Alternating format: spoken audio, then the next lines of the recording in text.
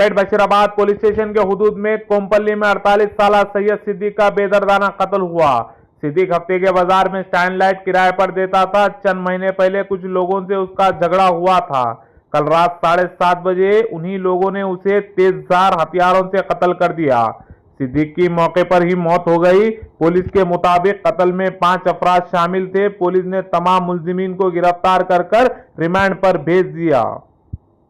అక్కడ కొంచెం లొల్లైతే పిల్లలు కొట్టుకున్నారు. సిద్దిక్ అన్న అప్పుడు అక్కడ లేడు. అక్కడి నుంచి పోలీస్ స్టేషన్కి వచ్చినారు. పోలీస్ స్టేషన్కి వస్తే కాంప్రమైజ్ అయ్యండి. అన్న నిమ్మత్తంగా మాట్లాడతాడు. అన్న మనిషి అంత ఎక్కువ సైలెంట్గా ఉంటాడు. ఏదైనా కూల్గా మాట్లాడతాడు, కూల్గా సమాధానం చెప్తాడు. ఎంత లొల్లైనా మమ్మల్ని ఏ కొట్లాడైనా ముందుకు వచ్చి కాంప్రమైజ్ చేపిస్తాడు. ఆయన 20 సంవత్సరాల నుంచి ఎవరిని ఇట్లా దుష్మన్ అసలు లేనే లేడు. ఆయన అందరూ కలిసి మెలిసి తిరిగిండు. నేను ఇంత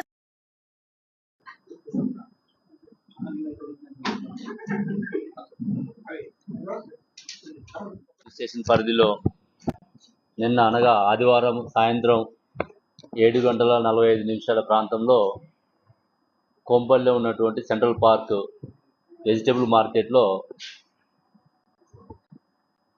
అందరూ వ్యాపారం చేసుకుంటూ కూరగాయలు అమ్ముకుంటున్నటువంటి ప్రాంతంలో, జన సమూహం ఉన్నటువంటి ప్రాంతంలో ఎలాంటి భయం లేకుండా కత్తులతోటి ఒక వ్యక్తిని పాశవికంగా పొడిచి చంపడం జరిగింది.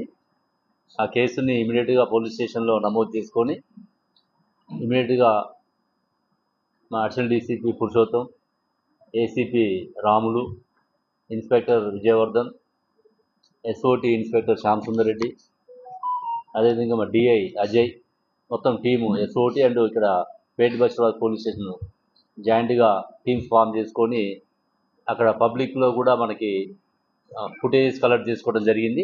ఆ ఫుటేజ్ ఆధారంగా ఇమీడియట్గా పర్సన్స్ని ఒకరిద్దరిని ఐడెంటిఫై చేసుకొని వాళ్ళ ద్వారా మొత్తం 5గురిని అదుపులోకి తీసుకోవడం జరిగింది.